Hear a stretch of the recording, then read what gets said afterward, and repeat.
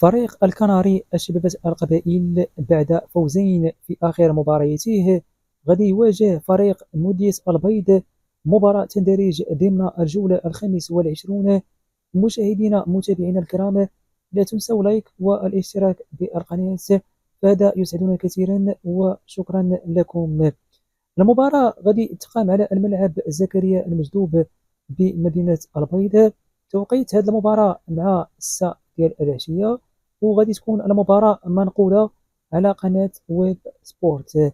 نتمنى الحظ الموفق لفريق الكناري الفوز في هذه المباراة، 3 نقاط مهمة خارج الميدان، رغم المباراة ما غاديش تكون سهلة أمام خصم أيضا يبحث على 3 نقاط داخل ميدانه وأمام جمهوره.